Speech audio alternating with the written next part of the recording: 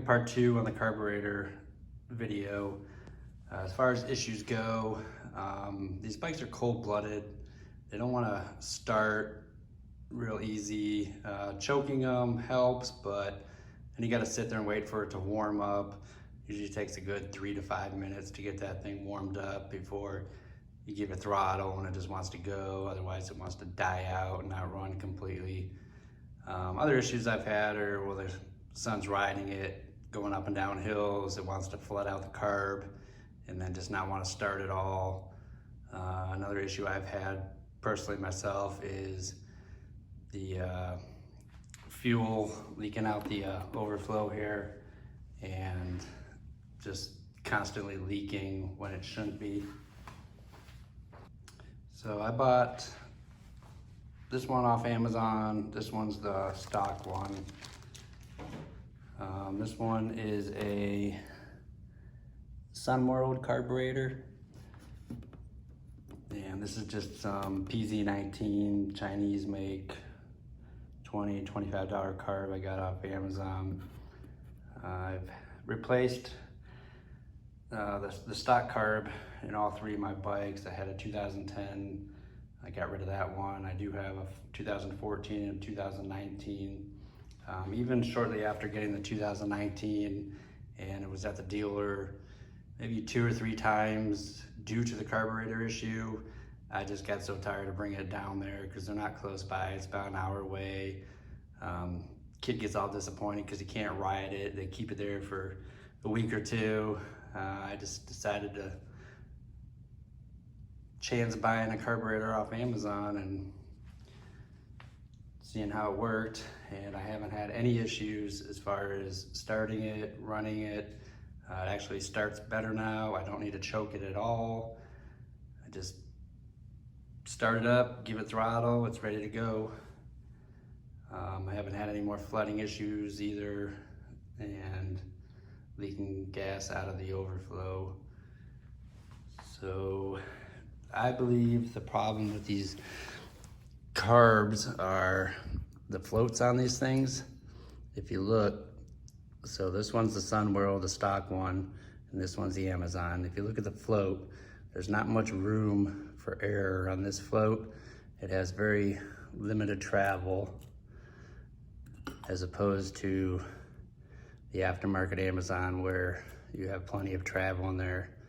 I know you can adjust this little tab here that adjusts the little needle in there for the fuel to flow through.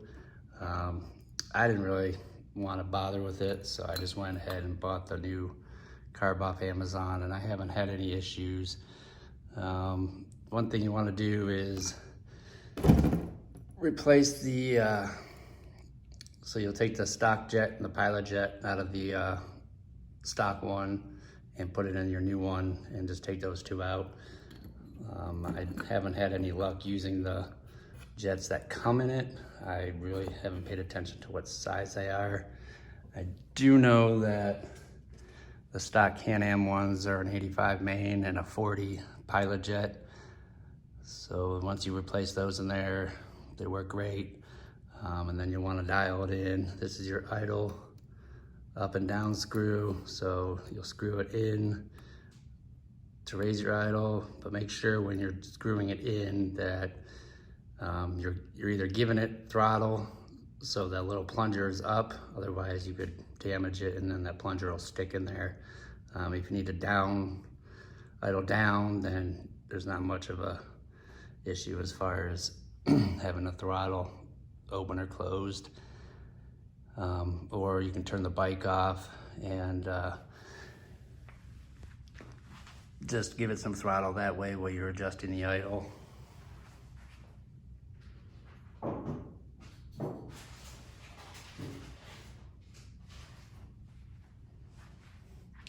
But yeah, this is the little plunger that's in there. So this little part here would slide right down in there, and then that screw will catch it. So that'll raise your idle up and down. So if you screw it in while it's in there, you could potentially just put a dent in there or a ding in there and cause some issues. So after you get the bike put back together, just out of rule of thumb, this is your air fuel screw.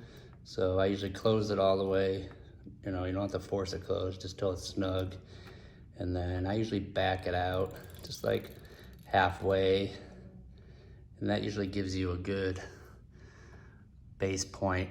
And then you can turn it in and out. Just turn it in and out a little bit if you need to adjust it. And when you adjust it, snap the throttle and see how it performs. If it's bogging down as you're giving it throttle, try turning it either up or down. I don't recall offhand which way is better. I do believe backing it down is a little bit better.